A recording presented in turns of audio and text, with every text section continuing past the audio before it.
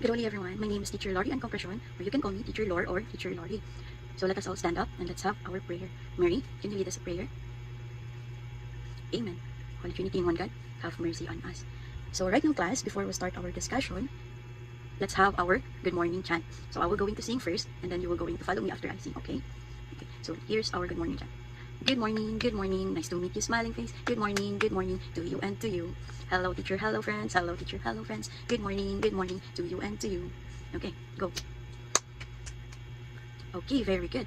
Thank you, class. Okay, so now we're going to check our attendance. When I call your name, you're going to say, what is your favorite shape and why?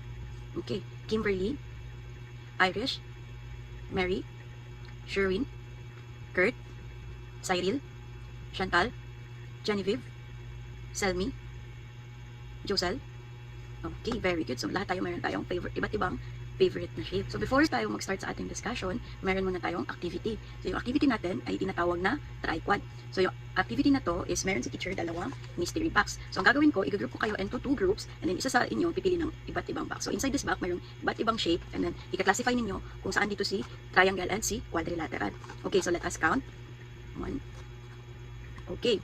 So, again, lahat sa dalawang box, mayroong iba't ibang uri ng shape. So, yung gagawin niyo, i-classify niyo sila, and then, i-classify niyo si triangle and si quadrilateral. So, after that, kung matapos na kayo, within 5 minutes, bigay niyo kay teacher, and then, i-check natin kung tama kayo, okay? Okay, so, group 1, stand up and go to this way, and then group 2, this way. Okay, I will just give you 5 minutes to do the task, and then after that, we're going to check if you are all very good.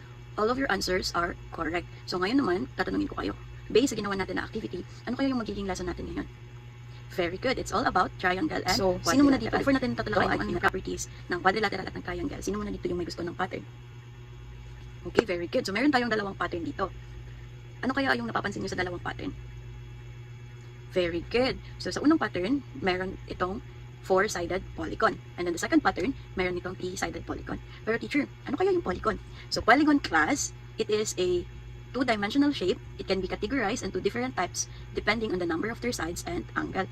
So, yung polygon daw po, a two-dimensional shape na kung saan meron itong iba't ibang uri ng numbers of sides and angles. Naiintindihan po ba kung ano yung polygon? Okay, very good. Again, class, our topic for today is about the properties of triangle and quadrilateral. Okay, so let us read our learning objective. At the end of the lesson, the pupil should be able to describe the attributes and properties of triangle and quadrilateral using concrete objects or model. Draw and state the properties of triangle and quadrilateral, including their sides, vertices, and angles.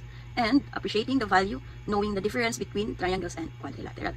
Sinaintindihan po ba yung ating learning objectives?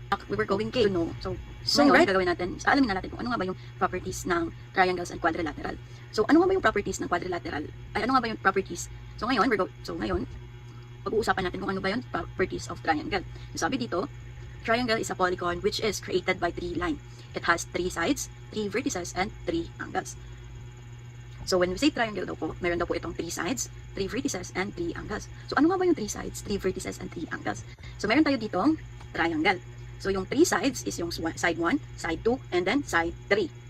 And then yung vertices naman po is yung point sa taas ng mga side. Point 1, point 2, and point 3.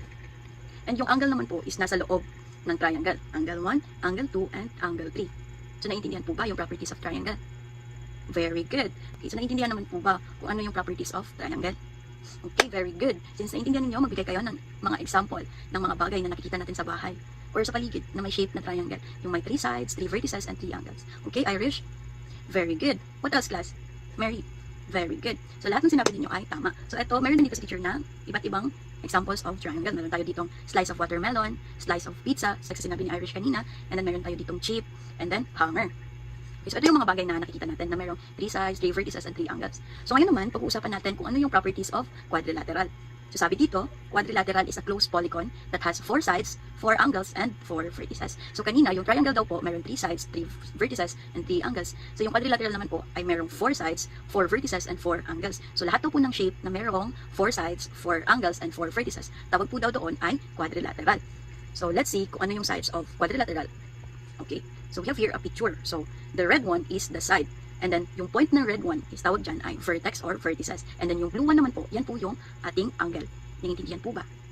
Okay. Magbigay kayo class ng mga bagay na or object na nakikita natin sa paligid natin. Or sa paligid nyo. Or sa paligid natin. Sa school, sa house. Magbigay kayo ng object or bagay na mayroong 4 vertices, 4 angles, and 4 sides. Okay, Kurt? Very good. Yes, Ate Genevieve. Alright, very good, class. So, okay, so lahat ng sinabi ni Ate Kurt, ni Kuya Kurt, and Ate Jen is tama. So, mayroon ding example dito si teacher of quadrilateral, yung mga bagay na nakikita natin. Meron tayong blackboard, meron tayong clock, meron tayong television, and meron tayong ditong chocolate bar. So, naiintindihan naman, class, ang properties of quadrilateral. So, palagi lang natin i-remember na lahat ng quadrilaterals ay may 4 sides, and when we say triangles, it only has 3 sides. Understood? Okay, so any question before we're going to do our activity? None. Okay, very good. So ngayon, meron tayong gagawin na, so meron tayong energizer kasi parang inaantok na yung iba sa inyo. Okay, so let's sing with Mr. Matsing.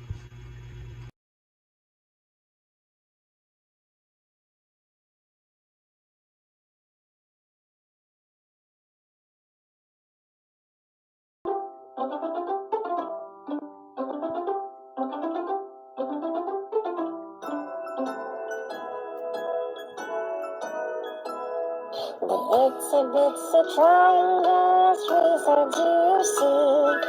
3 corners, triangles, a triangle will be. Shapes all around us, let's learn and play. Triangles and quadrilaterals, each and every day. The 4-sided square and the rectangle too. 4 sides and 4 corners that come into view. Shapes all around us, let's learn and play. Triangles and quadrilaterals, each and every day. Okay, very good. So ngayon, since hindi na kayo inaantok, meron na tayong gagawin na activity. So ang tawag sa activity natin is Guess Me. So meron dito si teacher iba't ibang uri ng object, and then gagawin ninyo, pipikit ninyo yung mga mata ninyo, so hihulaan ninyo kung ano yung object na yun, kung triangle ba or quadrilateral, using your sense of touch. Okay, understood po? Okay, very good. So let's start. Okay, very good. So lahat kayo ay tama. So mamaya mayroong prize si teacher, so kukunin nyo man na lang mamaya yung prize ninyo kay teacher. Okay po? Okay. So kanina, nahulaan ninyo yung mga bagay-bagay na ipinahawak ni teacher. And then ngayon naman is i-group activity ko kayo. Ang gagawin nyo naman, i-group ko kayo into 2 groups. So same group pa rin kanina. Okay, so group 1, go to your group, and then group 2, go to your group. Okay. So for our activity, group 1, ang gagawin niyo, magdodraw kayo ng 5 bagay na mayroong shape na triangle na wala sa explanation kanina ni teacher. And then group 2, magdodraw kayo ng 5 quadrilateral. Okay, na wala rin sa explanation ni teacher kanina. Okay, so our rubrics for this activity is here. So, ito yung magiging rubrics ng score ninyo sa inyong presentation. Okay, so mamaya pipili kayo ng isang leader and then i-explain ninyo kung ano yung mga draw ninyo dito sa harap. I will just gonna give you 10 minutes to do the task, and then after that, we're going to present here in front and let's see if all of your drawings are right. Okay? Okay, so you can start now the activity. Okay, very good. Group 1. Lahat ng draw ninyo ay nagpapakita ng triangle shape. Okay, very good din yung group 2. Lahat ng draw ninyo, mayroon din nagpapakita din ito ng quadrilateral shape. Okay, so naintindihan naman class yung ating discussion today. Very good. So ngayon, meron tayong gagawin na evaluate task. Okay, so ang gagawin niyo is read the question carefully and find your own paper. Circle the letter of your answer. Okay, so yung gagawin niyo class is may papakita si teacher ng mga question, and then isusulat niyo sa papel niyo yung tamang answer. So mamaya i-check natin kung tama ba yung mga answer niyo. Naintindihan po ba? So may tanong pa po ba kayo? Since wala na kayong tanong, si teacher naman yung magtatanong sa inyo. So get 1/4 sheet of paper. Okay, so for our first question, what is triangle? A, shape with 4 sides. B, a shape with 3 sides. And C, a shape with 2 sides. And then D, a shape with 5 sides. Again, what is triangle? A, a shape with 4 sides. B, a shape with 3 sides. C, a shape with 2 sides. Or letter D, a shape with 5 sides. So I will just give you 5 seconds to answer. Okay, for our second question, how many angles does a triangle have? A, 3, B, 4, C, 5, and then D, 6. Again, how many angles does a triangle have? A, 3, B, 4, C, 5, D, 6. For our third question, which of the following is example of quadrilateral? A, chair, B, toy, C, fan, or D, door? Again, which of the following is example of quadrilateral? A, chair, B, toy, C, fan, and or D, door? Okay, for our fourth question, which of the following is type of triangle?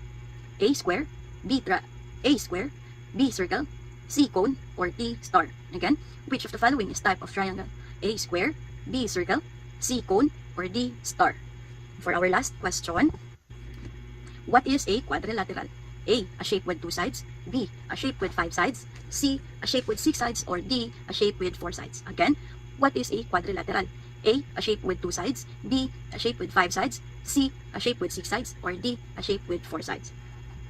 Okay, so tapos na ba kayong mag-answer lahat, class? So, iti-check naman natin ngayon yung mga sagot ninyo. So, let's go with number 1. What is triangle? So, what is the answer, class? Letter B. Very good. Number 2. How many angles does a triangle have? 3. Very good. So, number 3. Which of the following is example of quadrilateral? What is the answer, class? Letter D. Very good. So, for our number 4, which of the following is type of triangle? So, your answer is letter C, cone. Very good. So, for our last question, what is the answer? What is a quadrilateral? Letter D, a shape with 4 sides. So, bigyan natin ng palakpakan lahat. Sino dito nakakuha ng perfect score? Wow, very good. 4. Okay, so lahat kayo ay perfect. Naintindihan naman, class, kung ano yung properties of triangles and quadrilateral. Okay, Irish, ano kaya yung pinagkaiba ni triangle kay quadrilateral? Wow, tama. Si quadrilateral ay may 4 na sides, or mayroon siyang 4 na sides, may 4 na vertices, and may 4 na angles. While yung triangle naman is meron lamang siyang 3 sides, 3 vertices, at 3 angles. So, palakpakan natin sa Irish, class. Okay. So, ngayon, since wala na kayong tanong, and tapos na rin yung ating discussion, bago natin tapusin yung ating discussion, meron mo nang ibibigay na assignment si teacher. So, yung gagawin niyo is magdodraw kayo ng house na merong combination of triangles and quadrilaterals. So, ito-draw niyo siya sa 1/4 illustration board. So, kailangan maging creative kayo. Okay po? Okay. So, that's it for today's class. Goodbye and good holy class. So, see you next meeting. Bye-bye.